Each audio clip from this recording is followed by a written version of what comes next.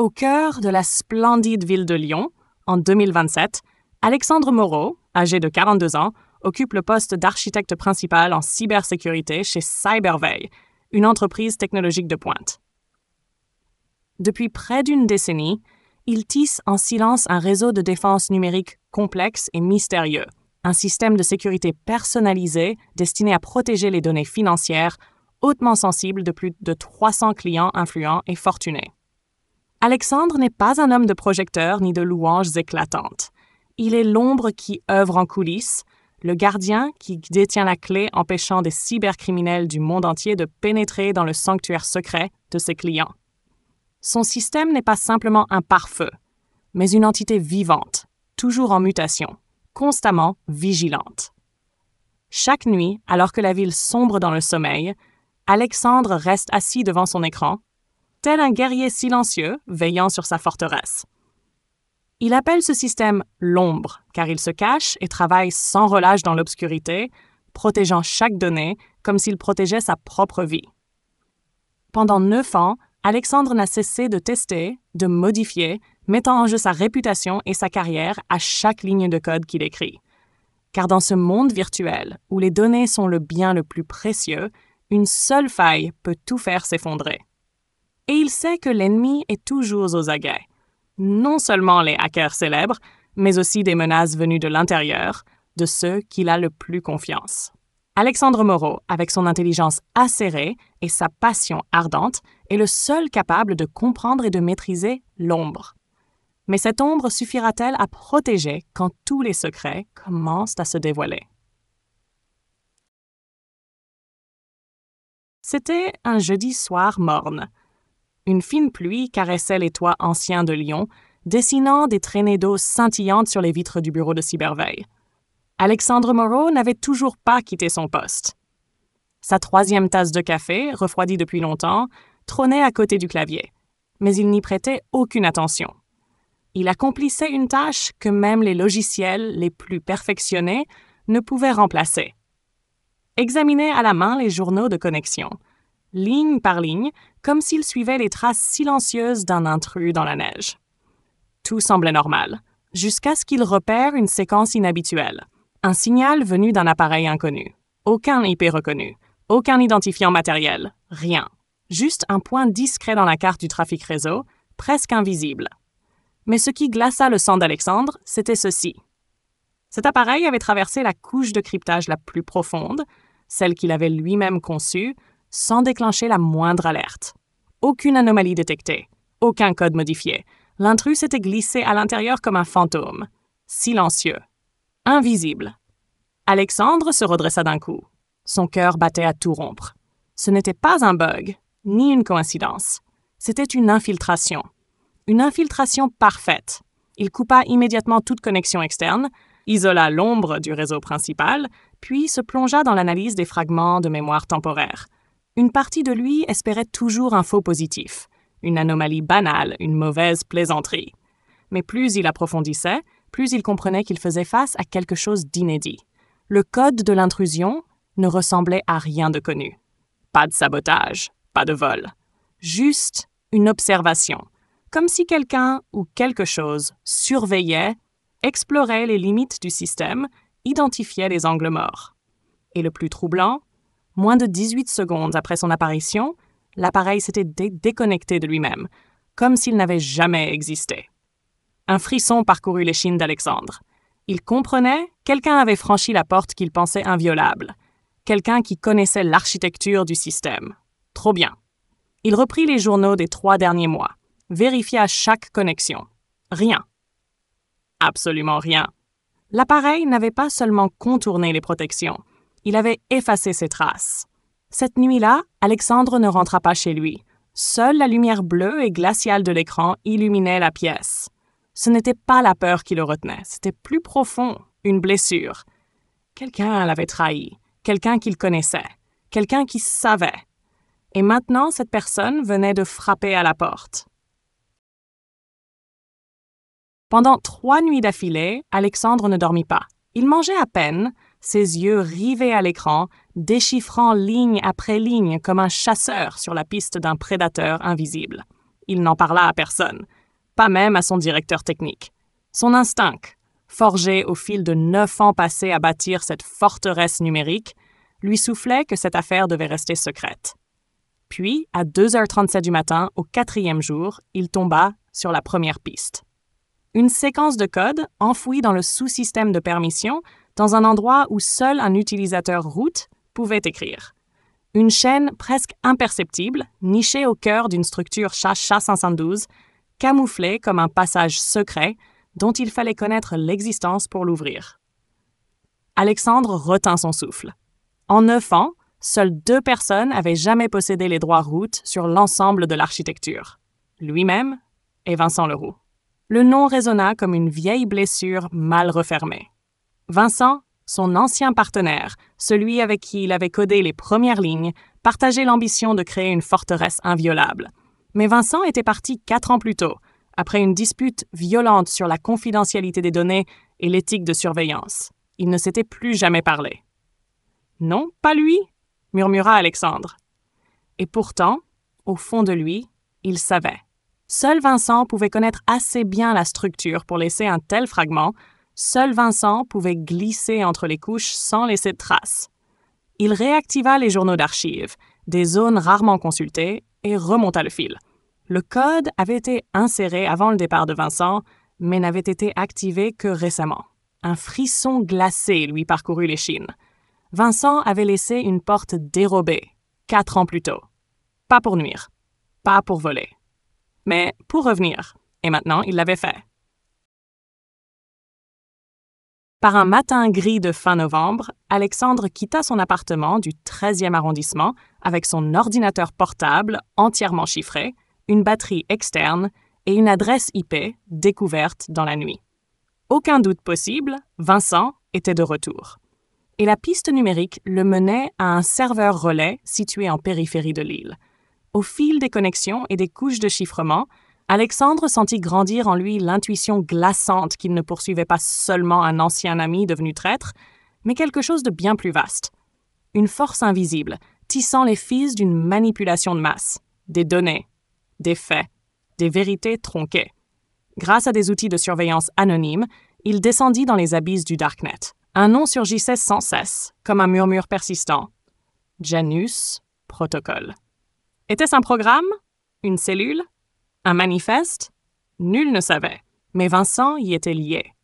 Dans un forum chiffré réservé à des initiés, Alexandre tomba sur une conversation codée provenant d'un utilisateur surnommé Arkel, l'ancien pseudonyme de Vincent, à l'époque où ils étaient étudiants. Janus n'a pas besoin de simples saboteurs. Il lui faut des architectes. Cette fois, nous n'ouvrons pas une porte dérobée. Nous redéfinissons l'entrée elle-même. La dernière phrase glaça Alexandre jusqu'à l'os. Vincent n'était pas revenu par curiosité. Il était revenu pour réécrire les règles mêmes de l'accès à l'information financière. Et il n'était pas seul. Partout dans le monde, des adresses IP étranges se connectaient simultanément. Des modules s'activaient avec la précision d'une chorégraphie cybernétique. Argentine, Norvège, Côte d'Ivoire, Corée du Sud. Des signes d'une préparation d'envergure mondiale. Alexandre avait l'impression de se perdre dans un labyrinthe mouvant. Tous les chemins menaient vers un même centre invisible. Le Janus Protocol, coordonné par un réseau anonyme de hackers dont l'ambition était claire. Plonger le système financier mondial dans l'instabilité, non pas en le détruisant, mais en détruisant la confiance qu'on lui accorde. Et Vincent? Il était devenu une pièce maîtresse de cette révolution. Alexandre le savait désormais. S'il n'intervenait pas rapidement, les conséquences seraient irréversibles. Alexandre en avait assez observé, assez pour comprendre qu'il ne sauverait rien en restant derrière un écran à analyser des paquets de données. Il devait agir, non plus en tant qu'expert en cybersécurité, mais en tant qu'homme confronté à la vérité nue ou à la trahison pure. Il contacta une vieille connaissance, Élodie, une spécialiste de l'intrusion informatique, ancienne membre des services secrets français. Retirée depuis des années, elle vivait dans l'anonymat à Lyon. Pas de salutation, pas de détour. Il lui envoya une partie du code qu'il soupçonnait d'être lié au Janus Protocol. « Tu veux que je fasse quoi avec ça ?» demanda-t-elle, la voix glaciale au téléphone. Vérifie la source. Et si tu peux, fabrique un contre-code. Un silence. Puis, tu joues à un jeu sans règles, Alex. Ces gens-là ne sont pas de simples pirates. Ils savent exactement ce qu'ils font. Et moi, je ne peux pas rester là à regarder. Une semaine passa. Élodie répondit enfin. Non seulement elle confirma la source du code, mais elle découvrit une faille unique dans le système Janus. Un relais mal sécurisé, compromis par un membre du réseau ayant réutilisé une ancienne clé de chiffrement. C'est ta seule fenêtre de tir. Elle ne restera pas ouverte longtemps. Alexandre prit une décision qui ferait frémir n'importe quel expert. S'introduire dans le système, depuis l'intérieur, par la faille découverte. Il ne voulait pas simplement stopper Vincent. Il voulait découvrir qui tirait les ficelles. Il choisit une nuit de pluie, lourde, silencieuse. La lumière bleutée de son écran baignait son visage tendu. Ses doigts dansaient sur le clavier. Chaque ligne de code l'enfonçait un peu plus dans un labyrinthe vertigineux. Soudain, un message surgit à l'écran. « Bienvenue à nouveau, Arkel. » Un piège? Une provocation? Le souffle d'Alexandre s'accéléra. Il savait qu'il était là. Et dans le coin de l'écran, une ligne de texte se mit à s'écrire, lentement. Un message direct, signé Vincent. « Je savais que tu me retrouverais, Alex. » Mais la vraie question est, vas-tu t'arrêter ici ou continuer, au risque de tout perdre? Le message de Vincent n'était pas une simple menace. C'était un ultimatum, lancé depuis les profondeurs obscures du cyberespace. Alexandre, après une brève pause pour calmer son souffle, reprit la traque des paquets de données, qui semblaient désormais glisser vers un serveur masqué à l'étranger. Il ne savait pas exactement qui il affrontait, ou quoi. Mais une chose était sûre, il était observé. Chaque mouvement de souris, chaque ligne de code qu'il tapait semblait épiée. Soudain, l'écran clignota. Une vidéo en direct s'ouvrit. Alexandre resta figé. Dans l'image floue mais reconnaissable, une jeune fille était assise à un bureau. Louise, sa fille. 12 ans. Paisible, concentrée sur ses devoirs. Inconsciente du fait que son père, à des centaines de kilomètres, regardait impuissant. Une voix surgit alors du haut-parleur. « Vincent, elle est brillante, tu sais? Bien meilleure que moi en maths à son âge. Dommage, n'est-ce pas? Si seulement tu n'avais pas été aussi têtu. » Ce n'était plus un jeu. Ce n'était plus une enquête. Vincent venait de déclarer la guerre personnelle, et il venait de toucher le cœur même d'Alexandre, sa fille. La vidéo s'interrompit, puis un fichier apparut à l'écran. Un morceau de code encrypté, avec un message « Exécute ce fichier, tout s'arrête, et tout le monde reste en vie. » Alexandre comprit immédiatement. Exécuter ce fichier, c'était effacer toutes ses preuves, ses traces, ses années de protection. C'était permettre à Janus Protocol de survivre ailleurs, dans une autre forme. Mais refuser, c'était mettre Louise en danger. Ses mains tremblaient. Mais ses souvenirs revinrent. Le sourire de Louise en sortant de l'école, sa voix lui disant « Papa, tu viendras me chercher demain ?» Il se redressa. Puis il tapa une nouvelle commande. Un tunnel inverse fut ouvert. Non, Alexandre n'exécuterait pas le code de Vincent. Il allait remonter le courant jusqu'à la source. Un labyrinthe numérique. Des murs de feu. Puis, une adresse IP. Localisation, Kuala Lumpur, Malaisie. Juste à ce moment-là, son téléphone vibra. Un seul message. « Tu viens de signer l'arrêt de mort de ta fille. » Mais Alexandre ne céda pas. Il appuya sur une dernière touche. Toute la data qu'il venait de trouver fut transmise à Élodie et à une autre entité, Interpol. Et à partir de ce moment-là, il le savait. Rien ne serait plus jamais comme avant. Un ciel lourd, des rafales glaciales soufflant entre les ruelles désertes. Alexandre quitta son appartement par l'arrière, tenant fermement une petite clé USB noire, contenant toutes les données relatives à Vincent et au protocole Janus. Il n'avait plus de choix. Interpol avait été alerté. Mais pour obtenir des preuves concrètes et sauver Louise, il devait se rendre lui-même en Malaisie. Le vol décollait à 6 heures. À bord, il ne dormit pas une seconde. Les souvenirs de Louise défilaient dans son esprit. Son rire, son regard, sa voix. Et à chaque fois, l'image de la vidéo, le visage de sa fille dans la lumière crue d'une caméra. Une colère glaciale le consumait lentement. Kuala Lumpur, 20h le même jour. Chaleur étouffante. Humidité oppressante. Dès qu'il sortit de l'aéroport, Alexandre sentit les regards. Il n'était plus seul à traquer Vincent. D'autres forces étaient en jeu, des forces prêtes à tout pour que la vérité reste enterrée. Il rencontra Surya, une ancienne collègue d'Elodie, experte en cybersécurité, ayant démantelé un réseau de trafic de données médicales. Elle connaissait les règles du jeu et ses risques. « Il ne protège pas juste un criminel », dit-elle en fixant son écran. « Il protège une version falsifiée de l'histoire, réécrite avec du code. » Elle l'emmena vers un entrepôt abandonné, dissimulé derrière une zone industrielle. C'était l'origine du dernier signal reçu de l'adresse IP de Vincent. La nuit tombait. Ils s'infiltrèrent dans l'obscurité. Odeur de rouille, silence oppressant. À l'intérieur, une salle remplie de serveurs désactivés, des fragments de données encore présents dans les mémoires volatiles. Une vidéo apparut. Pas de Vincent, mais une réunion privée entre plusieurs hauts fonctionnaires et industriels, les mêmes qui avaient financé Janus Protocol. Et parmi eux, le ministre de l'Intérieur français. Alexandre sentit son cœur s'arrêter. Ce n'était plus une affaire de cybercriminalité. Il venait de tomber sur un complot politique à l'échelle nationale. Soudain, une alarme retentit. Ils avaient été repérés. Surya cria « Cours! Ils savent qu'on est là !» Bruit de pas précipité. Lampe torche dans l'obscurité. Mais Alexandre avait déjà transféré toutes les données via un satellite temporaire. Même s'il était capturé, la vérité, elle, allait survivre. Louise se réveilla dans une pièce sans fenêtre. Une lumière néon blafarde projetait des ombres inquiétantes sur ses traits. Une caméra rouge clignotait au mur. Un homme l'attendait déjà. Vincent. « Désolé, Louise. Ce n'était pas censé se passer ainsi, » murmura-t-il d'une voix douce, presque affectueuse. « Mais ton père a mis les pieds dans un jeu que tu ne peux même pas imaginer. » Louise ne pleura pas. Elle le fixa, calme, déterminée, comme si elle essayait de lire à travers son masque. Pendant ce temps, Alexandre et Surya s'étaient réfugiés dans une pension isolée près de Johor Bahru. Depuis l'assaut, ils avaient perdu tout contact avec Elodie. Était-elle emprisonnée? Ou pire? Les données qu'Alexandre avait extraites étaient en sécurité sur un serveur crypté en Europe.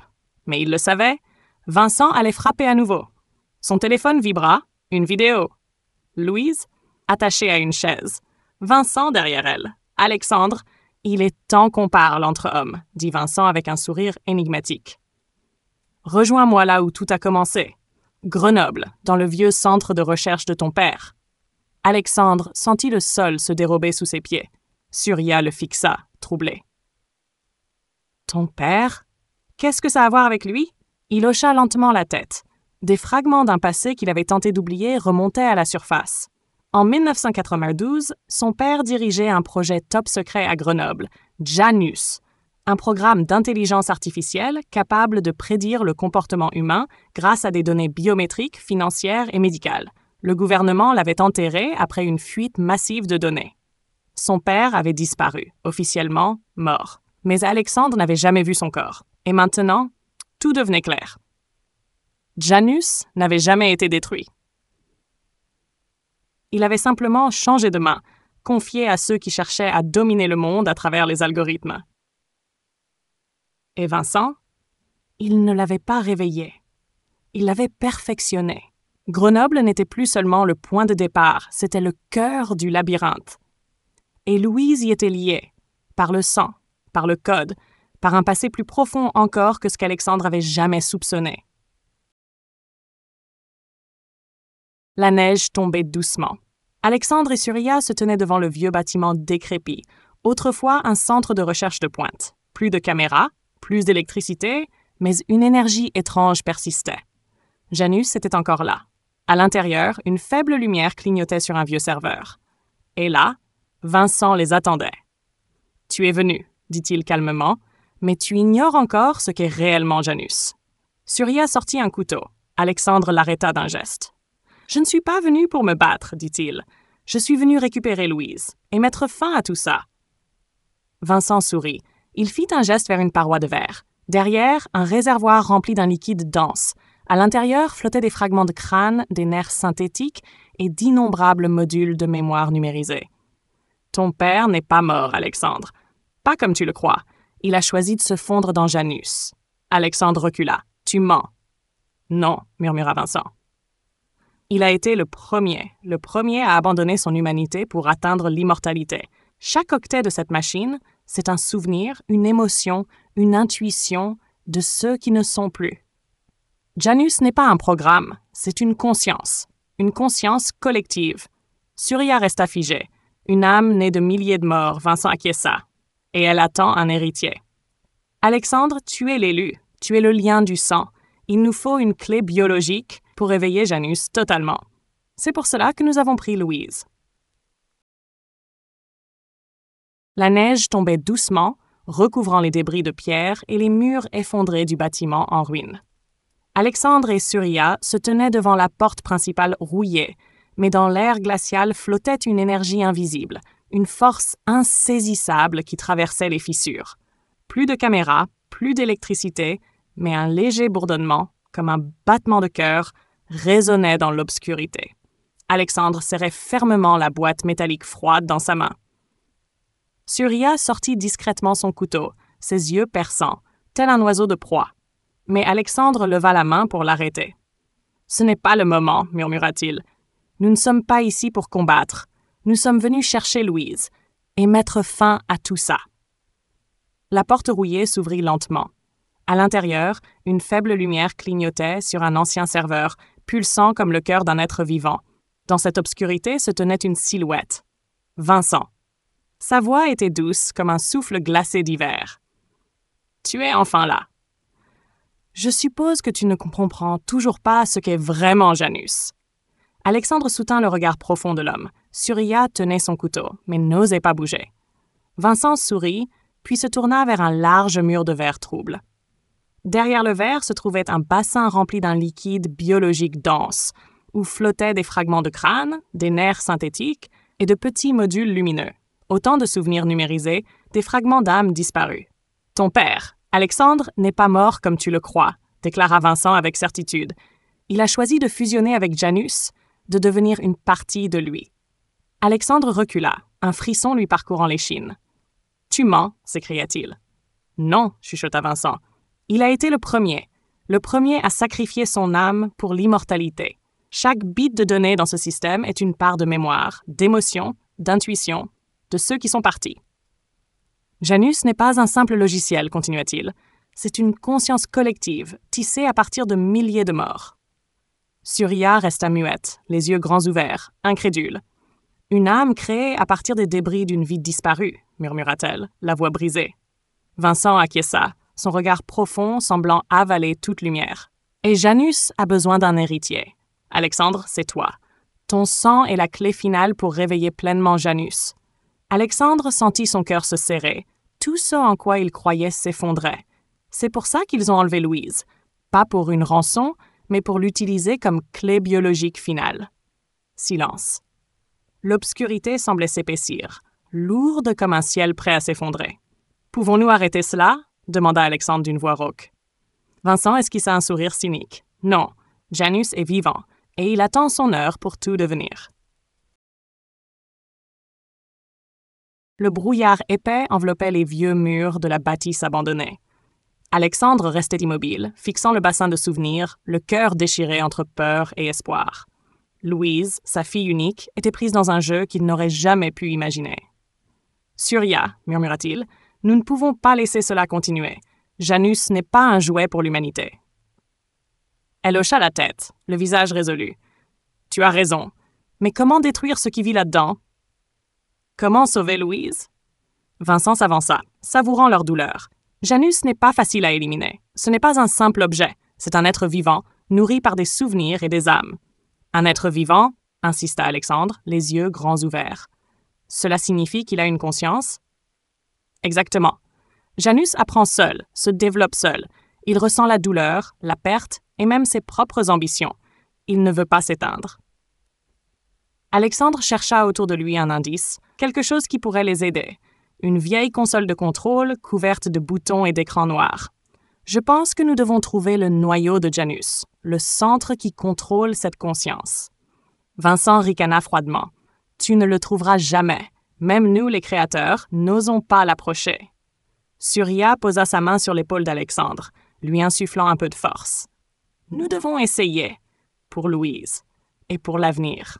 Alexandre acquiesça doucement, sa main toujours serrée sur la boîte de données, la clé qui ouvrait tous les secrets. Ils commencèrent à s'enfoncer dans le bâtiment, chaque pas résonnant comme un écho du passé. L'air était saturé du bruit des machines anciennes et de l'odeur froide de l'acier rouillé. L'écran du serveur s'alluma brusquement, affichant une série de caractères étranges. « Voilà !» murmura Alexandre. « Nous y sommes presque. » Un bruit retentit derrière eux. Alexandre se retourna pour voir Vincent, son regard perçant comme une lame. « Il n'y a pas d'échappatoire, déclara-t-il. Janus est l'avenir de l'humanité, que vous l'acceptiez ou non. » Surya bondit en avant, brandissant son couteau. Mais Vincent fut plus rapide, son coup de poing frappant comme un éclair, la faisant tomber au sol.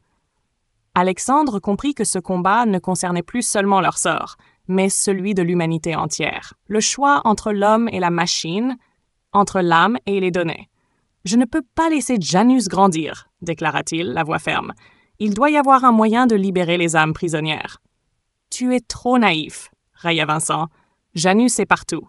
Il ne mourra jamais. » Soudain, la lumière de l'écran clignota intensément. Une nouvelle série de données apparut, comme une invitation ou un défi. Alexandre sut que le moment décisif était arrivé. Il toucha le clavier. Un mélange d'espoir et de peur indescriptible montait en lui. L'écran devant Alexandre s'illumina vivement. Les données dansaient comme une lumière tourbillonnante sans fin. À cet instant, il sentit chaque battement de Janus, une entité non seulement mécanique, mais aussi une conscience nouvelle, flottant entre la vie et la mort. Vincent se tenait derrière lui, la voix froide comme la glace. « Tu peux réveiller Janus, mais tu ne pourras jamais le contrôler. Alors, le monde ne sera plus jamais le même. » Alexandre leva les yeux, son regard flamboyant de détermination. « Je me fiche de ce qui va arriver. Si Janus ne peut pas être un outil pour l'humanité, alors il ne doit pas exister.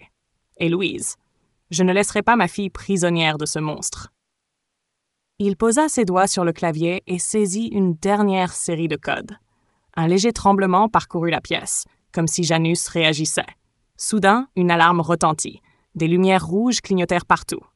Vincent s'avança, mais cette fois, son sourire avait disparu, remplacé par la surprise. « Tu as déclenché l'autodestruction, » lança-t-il, stupéfait. « Janus va disparaître avec tous les souvenirs qu'il contient. » Surya se redressa, ses yeux brillants d'espoir. « On ne peut pas laisser ses âmes et ses souvenirs disparaître à jamais. Il faut les sauver. » Alexandre cligna des yeux, puis regarda vers le bassin de données biologiques, où la lumière bleue s'éteignait lentement. « J'ai un plan. Une copie sécurisée, une partie des souvenirs sera extraite et transférée dans un nouveau système sous notre contrôle. » Vincent soupira, sa voix grave. « Peut-être est-ce la dernière fois que nous nous voyons, Alexandre. Tu ne sais pas ce à quoi tu fais face. » Mais Alexandre ne fléchit pas. Il lança la commande, séparant peu à peu les fragments de données de Janus vers un petit dispositif qu'il avait dissimulé sur lui. L'alarme s'amplifiait. Le bâtiment tout entier tremblait comme prêt à s'effondrer. « Courez !» cria Alexandre, entraînant Surya et Louise hors de la salle des serveurs. Dehors, la neige tombait épaisse. L'air glacé transperçait les eaux. Ils traversèrent les couloirs vétustes, tandis que derrière eux résonnaient des explosions. Janus était en train d'être détruit. Sortant dans la lumière froide de l'hiver, Louise regarda son père avec gratitude et une nouvelle lueur d'espoir. « Tu m'as sauvé, papa !» murmura-t-elle. Alexandre esquissa un sourire fatigué mais fier. « Pas seulement toi, mais aussi toutes ces âmes. Ce n'est pas une fin, c'est un nouveau commencement. »